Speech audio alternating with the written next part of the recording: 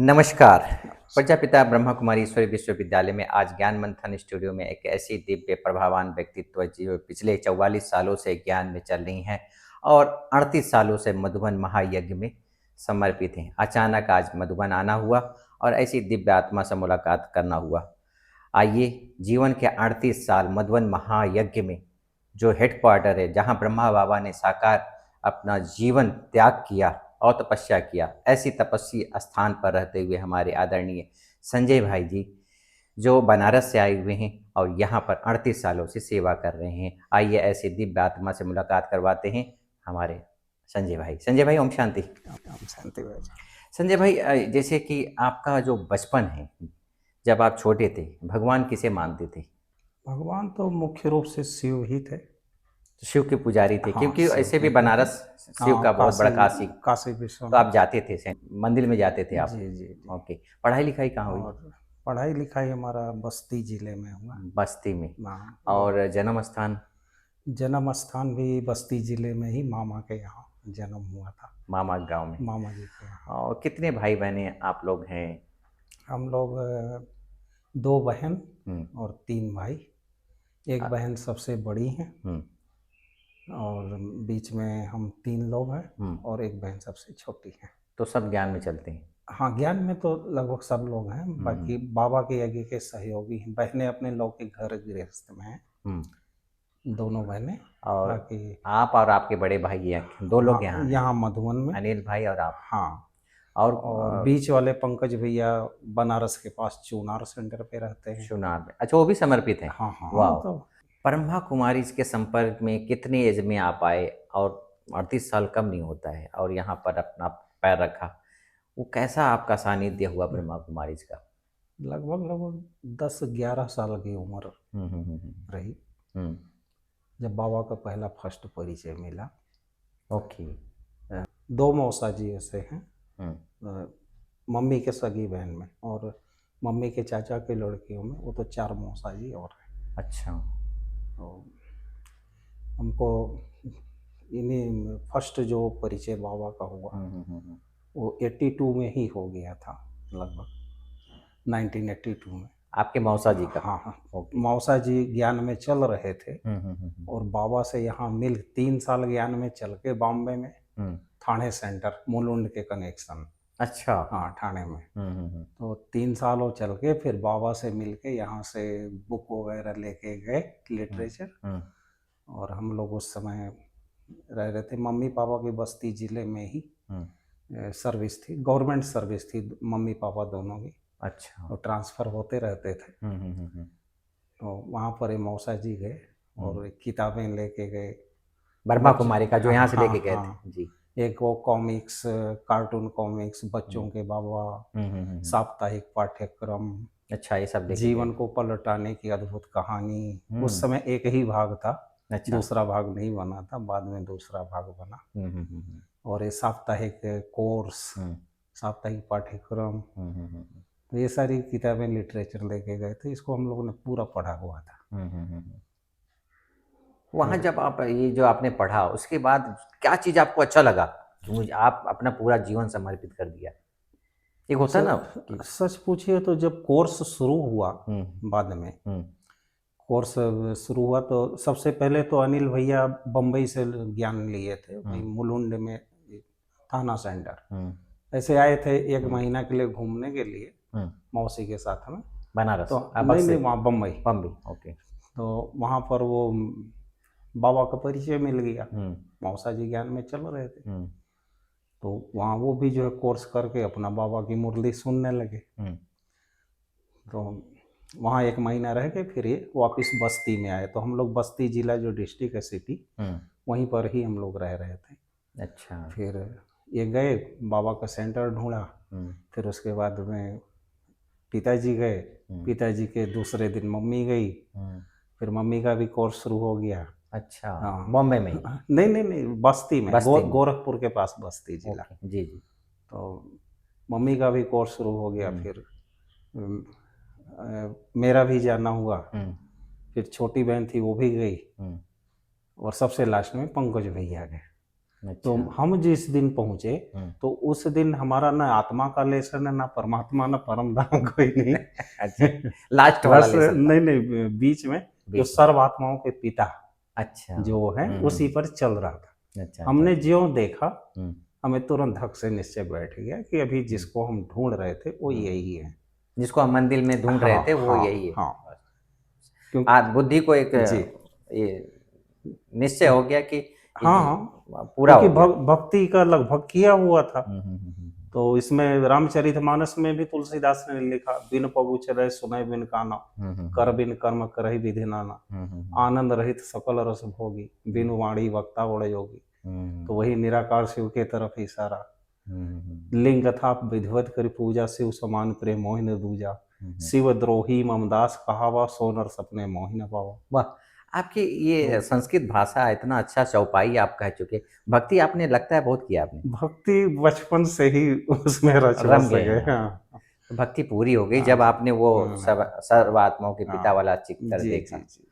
तत्पश्चात आप एक बहुत बड़ा निर्णय कि मुझे संपूर्ण रूप से इसमें लगना है। तो माँ बाप घर परिवार से कोई दुविधा नहीं आई? नहीं, सब लोग, पापा का कोर्स पहले हो गया, मम्मी का पहले, लोग तो पहले ही चल पड़े, सभी लोग ज्ञान में आ गए, इसलिए कोई दुविधा कोई दिक्कत नहीं। ओके, तो समर्पित होने का जो लक्ष्य था वो पूरा हो गया। हाँ। तो पहली बार कब मधुबन आए थे? पहली बार 1986 में कुमारों की भट्टी में।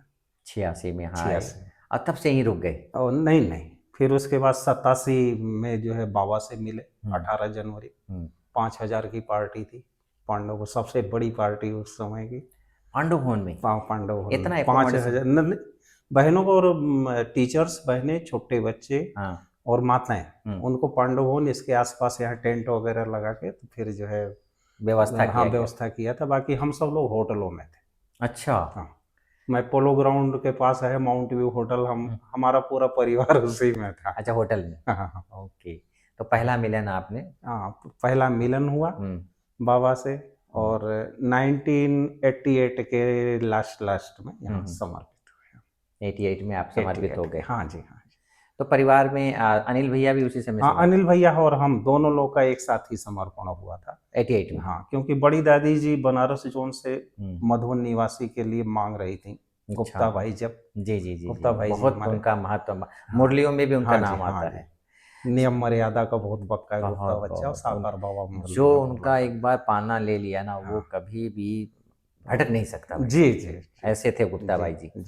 संजय भाई, जैसे कि आप बचपन काल में ही तो बहुत कम एज में यहाँ पर आ गए, फिर एक होता है तपस्या, तो वो तपस्वी जीवन में क्या लक्ष्य लेकर आप चलते गए और आज इस मुकाम तक निर्विघ्न रूप से पहुंचे, इसका नींव क्या कैसे पड़ी?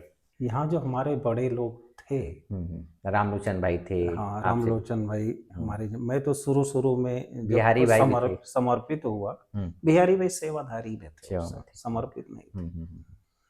तो पहले जब हम आए तो समर्पित जब हुए तो मेरा फर्स्ट पोस्टिंग था ओम निवास। अच्छा, हॉस्पिटल के पास जी। बड़ी दादी जी ने ही भेजा था कि जाके उसको संभालो। तो 2.5 साल हम वहाँ रहे ओम निवास में। 2.5 साल फिर जो है ये त्रिमूर्ति ये खरीदा गया, उस समय 4 भुजा मकान इसको पीछे साइड का। हाँ जी, कुआं है पानी का, उसके कारण इस बिल्डिंग को खरीदा गया था। तो बड़ी दादी जी ने इधर बुलाया, फिर 2.5 साल इधर रहे, और लगभग 32 साल इस पे हो गया चाय पर। चाय में 32 साल हो गए लगभग। तो अचानक रामलोचन भाई का जाना नीचे हुआ। हाँ, और आप इधर आ गए। हाँ, फिर दादी जी ने हैंड ओवर किया, तब से आप सेवा संभाल। रामलोचन भाई साहब बोल के गए थे कि अच्छा, दादी जी मेरे बाद में संजय जी संभालेगा। अच्छा, तब से आप निर्विघ्न रूप से। हाँ, तो आपकी दिनचर्या कैसी रहती है? 32 साल कम नहीं होता है। दिनचर्या तो भाई साहब लगभग एक जैसी ही रही है, क्योंकि मकान की सेवा पे थे, वहाँ पानी गर्म करना होता था, सुबह उठना ही पड़ता पार्टी के लिए। बराबर। और वो लगभग आप समझिए कि 12:30 बजे के बाद ही बॉयलर चालू कर देते थे, ताकि केरोसिन के बॉयलर थे नहीं, लकड़ी के थे। हाँ, बराबर। 4 भुजा इसमें त्रिमूर्ति में आया तो इसमें तो ऐसे ही ईंट जोड़ के और पतीले पतीला जो है बड़ा पतीले में पानी गर्म कर देते। हाँ, जगह जगह पहुंचाना पड़ता था वो। तो 12:30 शुरू होता था, तो जब तक सब लोग नहा धो न लें तब तक वो चलता रहता था। तो अच्छा, सोने के टाइम में जब पार्टी का लास्ट वाला व्यक्ति गेट के अंदर आ जाएगा तभी आप सो सकते हैं। बराबर।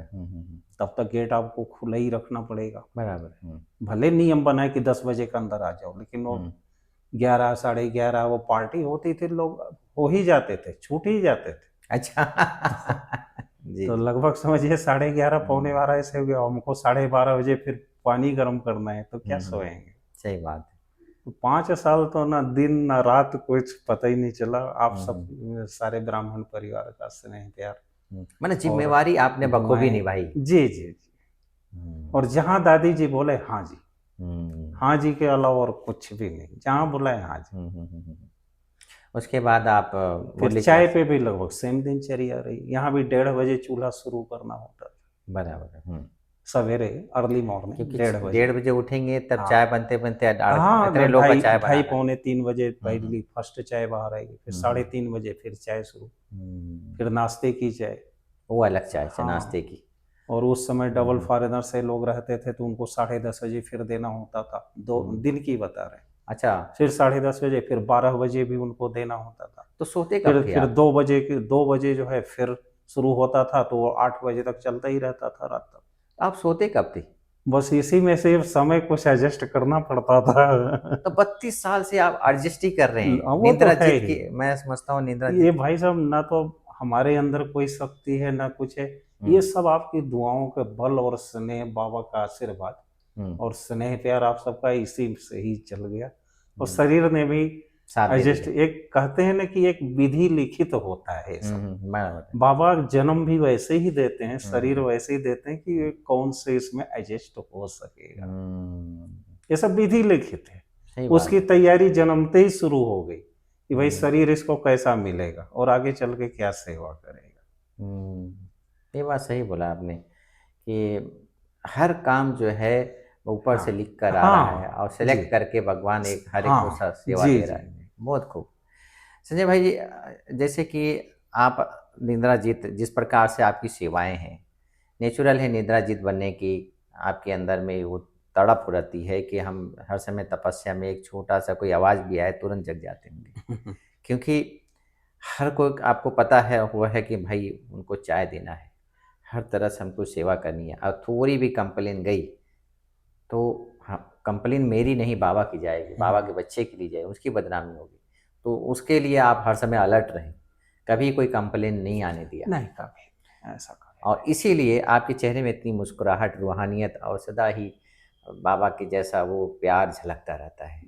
और सबको वो दर्शन भी होती हैं जो मधुबन की बगिया का जो देखते हैं ना कि फूल, तो जो ऐसे रूहानी चमन होते हैं ना, खिले हुए गुलाब, जो आज भी बाबा ने मुझे कहा कि ये सेवाओं का और निर्विघ्नता स्थिति से होता है। जितना हम निर्विघ्न स्थिति बनाते हैं, साइलेंस में रहकर अपनी उस तपस्या में रहते हैं, तो नेचुरल वो तो अंदर ही अंदर आप क्या करते हैं, वो जिसको हम एक शब्द हम कहते हैं अशरीरी। अशरीरी अवस्था क्या है? तो पहला पाठ तो यही मिल गया कि भाई मैं शरीर नहीं, मैं आत्मा हूँ। बराबर है। और भक्ति में भी जो है प्राण वायु तो बोला ही जाता था। जैसे अर्थी कहते थे, माना जो है जब रथी निकल गया तो ये अर्थी हो गया, कोई महत्व नहीं इसका। जी जी।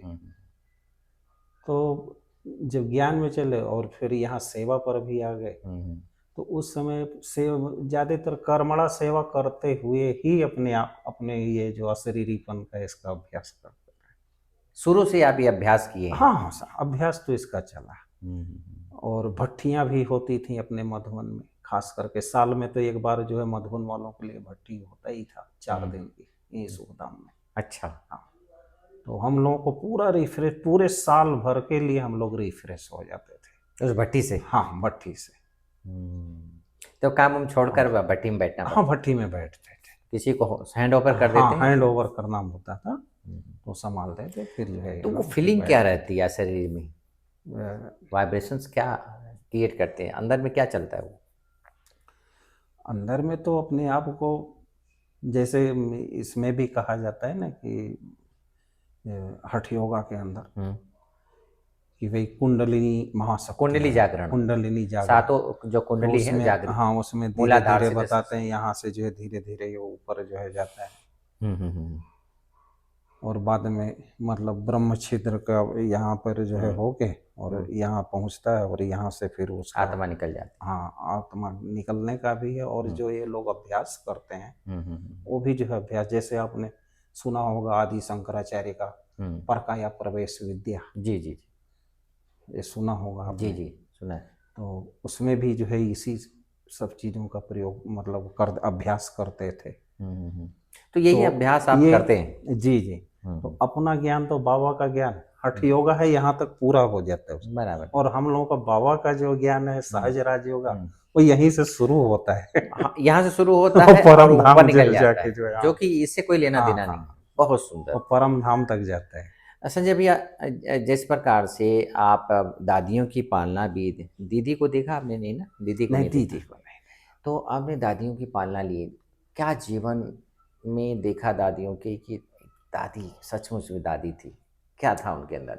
भाई साहब उन लोगों को देखते ही अपने आप को एक विचित्र सा अनुभव होता था। सामने दिख गए ना, नजर पड़ गई तो एक दिव्य आभास होता था, एक दिव्यता का, जैसे ओजस्वी बोलते हैं ना, कि जैसे ओज निकलता हुआ हो शरीर से और इससे, तो एक तरीके से जो है ये अनुभव होता था। बड़ी दादी जी जब इधर मुरली सुनाने आती थी ओम शांति जी, वही सब ज्यों स्टेज पे वहाँ से दरवाजे से एंट्री होती थी, एक तो दादी को देखते ही और दादी का जो चलने का वो था, एकदम ऐसे लगता था कि यदि सतयुग में नारायण का अनुभव करना हो तो नारायण कैसे चलते थे वो दादी को देख के अनुभव हो जाता था। फरिश्ता, एंजल। हाँ, फरिश्ता तो थे ही, संगम युग के हिसाब से फरिश्ता और सतयुग के हिसाब से एकदम नारायण जैसी। वाइब्रेशन कहता है। हाँ, वाइब्रेशन आते हैं। आपने यहाँ, हमने भी यहाँ पर दादी को, दादी से मुरली सुनी है, और जब डायमंड हॉल में दादी आती थी तो सबको ऐसे भागी पहनती थी, कितना सुंदर लगता था। और सब लोग अपने मान समझते दादी आ गई, दादी आ गई। तो वाइब्रेशन बहुत बड़ा काम करता है। अरे हम लोगों को अच्छी तरह से याद है कि ये ग्लोबल हॉस्पिटल का काम शुरू हुआ ज्ञान सरोवर से पहले। ग्लोबल हॉस्पिटल जब बनना शुरू 91 में, तो इसमें बड़ी दादी जी हम लोगों को जो है बोल बोल के जाओ कार सेवा के लिए, जाओ जाओ कार सेवा वहाँ करके आओ। हाँ, तो हम लोग ये पत्थर उठाना, ये तगाड़ी वगैरह में सीमेंट वगैरह ये होते थे, तो ये सब उठा उठा के अच्छा यहाँ ग्लोबल हॉस्पिटल का, हाँ ग्लोबल हॉस्पिटल में सेवा के लिए जाए। ज्ञान सरोवर जब शुरू हुआ तो उसमें भी डैम वगैरह जो बना है, जो छोटा वो डैम है ना, जहाँ मछली वाला रखे थे, फिर जहाँ वो जब वो सूख जाता क्रिकेट वगैरह भी खेलते हैं उसमें। जी जी जी जी। तो वहाँ उस सब की सेवा के लिए हम लोग वहाँ पत्थर उठा उठा के वो सब वहाँ ताकि फव्वारा, मिट्टी आज कितना अच्छा लगता है, खुदाई करके मिट्टी निकाल निकाल के उसका जो है आज कितना अच्छा लगता है, कितना भरा हुआ पानी रहता है। तो संजय भैया, जैसे कि आप स्नेह प्यार में कुछ पता ही नहीं पड़ता था, हम लोग कुछ मेहनत कर रहे हैं, हमें थकान का तो कभी अनुभव ही नहीं हो। जो पत्थर उठाते थे थकान नहीं लगती? थकान नहीं लगता था। खुशी, जहाँ खुशी है ना भाई साहब, खुशी जैसी कोई खुराक नहीं, और जहाँ खुशी है और संतुष्टता है ना, तो फिर कोई भी पहाड़ एकदम हल्का हो जाता है, रुई होता है जी, राई रुई हो जाता है जी। बहुत सुंदर। और वो खुशियों के खजाना से आज दिन तक आप चलते आ रहे हैं। मैं देख रहा हूँ जिस प्रकार से आपकी बैठक है, आपकी पूरा मूलाधार से, तो नेचुरल है कि आप एकदम अलर्ट होकर रहे हुए हैं, रिफ्रेश हैं और सबको रिफ्रेश करते भी हैं। संजय भैया, जैसे कि आप के जीवन में कोई परिस्थिति मानसिक रूप से या मैं नहीं समझता हूँ, लेकिन मैं भी पूछ रहा हूँ कि कोई परिस्थितियाँ आती है मानसिक रूप से, आर्थिक रूप से, शारीरिक रूप से, तो उस परिस्थितियों को कैसे पार करते हैं आप? उसमें भी अभी जो ये 1987 में 18 जनवरी को जब बाबा से मिले थे, तो बाबा उसमें जोन वाइज वहीं स्टेज पे बिठा के बाबा कुछ सुनाते थे, बोलते थे इंडिविजुअली। हाँ जी। और जिसमें टोली देते थे तो उस समय भी 2 शब्द बाबा बोलते थे। तो वैसे बाबा के सामने जाने पर तो खुद का ही वो नहीं रहता था, एकदम अशरीरी अपने आप ही हो जाते थे। कुछ पता नहीं, सब कुछ भूल जाते थे कि क्या बोलें क्या ना बोलें, और कुछ कोई बोल ही नहीं पाता था। बाबा जो बोलते थे तो वो जो है हमें एक बाबा का स्लोगन सुनाई दिया, जो बाबा ने बोला एक महावाक्य, संतुष्ट भव सफलता मूर्त भव। और वो अपने जीवन में आत्मसात कर बस लिया। वो जीवन में जो है भाई साहब, और संतुष्टता का ऐसा है कि जन्म जाते ही कुछ भगवान कोई विधि लिखित बोला ना, बचपन से ही। हाँ, कि हर चीज में अपने को संतुष्टि रहती थी। लौकिक में थे तब, विज्ञान में आने से पहले भी। अच्छा। जाहि विधि रखे राम ताहि विधि रखे। और यहाँ आते थे भगवान ने भी यहाँ आने के बाद आपको बाबा ने वरदान दे दिया, जी और वो सदा ही अभी तक आप अपने जी जीवन में वैल्यूज को हाँ, अपनाए हुए हैं। बहुत सुंदर। इसलिए कभी कोई कमी महसूस ही नहीं हुआ। कभी कभी आपको शारीरिक बीमारियां, कुछ बुखार, जो सर्दी जुकाम हुआ? वैसे भाई साहब लगभग 37 साल से तो बुखार आया ही नहीं है, और सबकी दुआओं से। क्या बात है! अभी लेटेस्ट मुरली बाबा ने चलाई थी कि कई लोगों को बुखार होता ही नहीं है। जब वो आया इतना ही नहीं है। तो 37 साल और आपने बुखार अभी कभी हुआ है? बीच में थोड़ा सा एक बार हाइड्रोसील का ऑपरेशन हुआ था, अच्छा। और एक बार हुआ था फेस्टुला। अच्छा। लेकिन बाबा ने ऐसा उपराम डिटैच रखा कि इतना सा भी दर्द का पता नहीं लगा। मतलब फेस्टुला वाले में भी वो डबल फेस्टुला निकला था, अहमदाबाद करवाए थे। लेकिन भाई साहब जब होश में आ गए, पहले तो उसी जगह पे कर देते ना, हाँ, काट पीट कर देते, नहीं सुन्न करके, सुन्न करके उसको ऑपरेशन कर देते। लेकिन जब बाद में वहाँ का जब जागृति आ जाती है तो भी जो है एकदम बाबा बिल्कुल, मैंने जैसे कि सुई भी, कांटा भी लगे ना, इतना भी दर्द का अनुभव नहीं हो रहा था। तो दर्द नहीं तो दुख भी नहीं होगा। तो हाँ, थोड़ी सी एक बार आई थी ऐसे परीक्षा, जब वहाँ से ये जो डिस्चार्ज करते हैं। हाँ, ये इनका हॉस्पिटल है क्या, जलाराम जी, जलाराम हॉस्पिटल, जी जी जी, सैटेलाइट एरिया, तो वहीं पर करवाए थे। तो वहाँ से जब बाद में हम आने लगे थे लोटस हाउस में, तो गाड़ी में, तो आगे एक बार अचानक एक गाड़ी आ गई, तो इसको ब्रेक लगाना पड़ा। अच्छा। और हम पीछे किधर बैठे थे, थोड़ा दर्द हुआ, और वो बैंडेज हो के पूरा हो के एक ही रात, दूसरे दिन ही हुआ था ऑपरेशन। जी जी। तो हम जो है बैठे थे पीछे, और जब ब्रेक लगी ना तो सीधा तो जो पट्टी थी वो हट गई थी। अच्छा, हमें इस बात का पता ही नहीं पड़ा। अच्छा, जब बाद में लोटस हाउस में उतरने लगे, तो इधर से ब्लड से पैजामा पूरा गीला हो चुका था, एक पैजामा। भैया की नजर पड़ी, अरे इतना ब्लड कैसे निकल रहा है? अच्छा, ब्लड निकल रहा है क्या? वो ब्रेक से जो लगाया था उसी समय। लेकिन भाई साहब उतना होने के बावजूद भी सुई जितना भी वो नहीं, दर्द नहीं। फिर जल्दी जल्दी उसको ठीक किया बाद में जो है जो टीचर बहन, वहाँ के सेंटर इंचार्ज बहन जी, उन्होंने बुलाया। एक अपने सेंटर की बहन थी, नर्स थी। अच्छा। उनको बुला के फिर से बैंडेज कर रहे थे, बस ठीक हो गया एकदम फिट। ये बहुत बड़ी उपलब्धि है कि आपको कभी बुखार नहीं हुआ, ना कोई तबीयत खराब हुआ। जी जी। मैंने दुआ पुण्य की, आपने बहुत कमाई की है, इसीलिए चीज़ ये उन्हीं को होता है जो साइड सीन में रहते हैं या परचिंतन में रहते हैं। लेकिन आप कभी भी संगठित रूप में मैंने आपको कभी देखा नहीं है, और न ही किसी के बात में, बर्ताव में किसी से चर्चा करना, वो मैंने कभी आज दिन तक नहीं देखा है। तो मेरा यही एक ध्येय होता है कि ऐसी दिव्य आत्माओं का दुनिया तक पहुंचाना, और लक्ष्य यही रहता है कि ऐसी दिव्य आत्माएं जिसको मधुवन निवासी कहते हैं, जिन्होंने अपने जीवन में मधुरता धारण किया है, और संसार में मधुरता, वैराग्यनेस जो आपके अंदर में दिखाई देता है कि मेहमान बनकर बैठे, कभी बाबा बुलाए हम तैयार हैं, है ना। तो हर समय उस स्वरूप में आप रहते हैं, नेचुरल। संजय भाई, बहुत अच्छा लग रहा है आपसे बातें करके। लास्ट क्वेश्चन आपसे एक सुनना चाहेंगे कि बाबा 2017 से नहीं आ रहा है, आपने अव्यक्त पालना लिया है, अभी आप क्या फील कर रहे हैं? आप क्या अगला जो यात्रा है, कैसा पुरुषार्थ रहेगा आपके जीवन में? भाई साहब, जैसे हमें उस समय की फीलिंग होती थी, वही फीलिंग अपनी आज भी है भाई। वो दिन भी प्यारे थे, इस दिन भी प्यारे। प्यारे। ये दिन भी प्यारे, ये बिल्कुल। क्या बात है भाई साहब, इसको कहते हैं कि जो हो रहा अच्छा हो रहा, जो हो रहा और अच्छा होगा। हमें आज भी जब हम पांडव भवन के गेट के अंदर एंट्री करते हैं तो हमें ऐसा लगता है कि बड़ी दादी का वो कमरा है ना, रूम है फर्स्ट साइड में में आता है पहला दाहिने। वाला। तो वहाँ खिड़की से दादी बोल रही है, क्योंकि दादी बोलते थे संजू चाय बनाने जा रहा है। अच्छा, माना हाँ दादी की नजर हाँ, हर एक वहाँ होती। वहाँ से बोलती थी, हमें सुनाई देता था। अच्छा। हम इधर से ही जो है दादी जी ओम शांति कर देते थे। मैंने बाकी सबकी हाँ हाँ दादी की निगाहें हाँ, सब पर थी। तो वो जो गजब के अनुभव सब रहे हुए ना, एक एक पल याद आते हैं।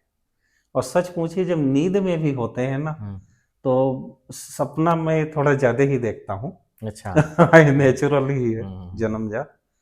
तो सपने में भी जो है, जैसे अपना ये मधुबन है, यहाँ पे उड़ने का ज्यादा हम देखते हैं। तो एयरपोर्ट है। ऐसे हाँ हाँ, तो ऐसे अपने आंगन में उतर रहा हूँ, यहाँ उड़ रहा हूँ, डाइनिंग हॉल में भी उड़ने में मजा आता है, तो सबके ऊपर से उड़ता हुआ जा रहा हूँ, ऐसे ऐसे सपने भी आते हैं। बड़ा आनंद आता है। बहुत मजा आता है। फरिश्तों की नगरी में आप पल रहे जी हैं। जी, बहुत सपने अच्छा। में भी खुशी, जीते ऐसे भी खुशी। जितना हो सके अपने से सबकी भलाई करते चलो, और जितना हो सके अपने से बिल्कुल सबको सहयोग के लिए हाँ जी का पार्ट बजाते चलो बस। वाह, क्या बात है संजय भैया, आप से बातें करके बड़ा ही आनंद आ रहा है। घर परिवार में सब, मैं समझता हूँ आपसे ब्लेसिंग लेते होंगे आपके वाइब्रेशन से। और जैसे मंदिर के मूर्ति होते हैं, ऐसे मधुबन निवासी हैं, और हर एक कोई चाहता है कि हम मधुबन के निवासियों से दो शब्द सुने।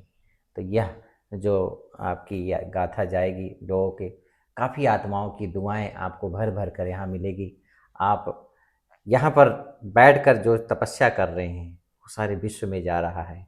आपके कर्मों की पूजा मंदिरों में गाई जा रही है। आपके जो एक एक पग में पदमों की कमाई है, लोग महसूस करते हैं और यहाँ आते हैं। वो फीलिंग दीवारों को देखकर नहीं, ब्रह्मा बाबा और आप जैसे मधुबन निवासियों भाइयों की तपस्या देखकर सारा संसार गुणगान कर रहा है। तो आपने अपना बहुमूल्य समय हमें दिया और अपने महावाक्य से अपने जीवन गाथा जो सुनाई चंद शब्दों में, बहुत ही सराहनीय, बहुत प्रेरणादायी है। और अपने जीवन को आप ऐसे ही लाइट और माइट से दुआओं से भरते रहें। और पीछे पीछे ये जो एपिसोड लोग देखेंगे उनकी भी दुआएं आपको पड़ती रहेगी। आप हर समय ये महसूस करिए चारों तरफ से लाइट आ रही है दुआओं की, और मैं बाबा के पास बैठा हूँ। आप सभी की दुआओं से ही सेवा भी चल रहा है और ये शरीर भी चल रहा है। वाह, बहुत बहुत थैंक यू। दोस्तों, आज आपने सुना कैसे संजय भाई कहते हैं निरोगी काया जो है बड़ा सुख पाया। जिसका काया निरोगी है, और ये निरोगी काया वही बना सकता है जो स्वराज्य अधिकारी आत्म चिंतन में रहता हो, कभी भी बाहर की नहीं अंदर ही अंदर अपनी तपस्या में मगन रहता हो। ऐसे ही सुदर्शन चक्रधारी तख्त नसीन आत्मा ही इस शरीर को भी संभाल सकती हैं और इस शरीर को बखूबी चला सकती हैं। ऐसे दिव्य आत्मा हमारे साथ आज बनी, और स्वयं को क्या होता है मधुबन निवासी, क्या होता है मधुबन निवासी जीवन अपने चंद शब्दों में वर्णन किया। ऐसे ही फिर एक नए व्यक्तित्व के साथ नए समय पर फिर हाजिर होते हैं। तब तक के लिए नमस्कार।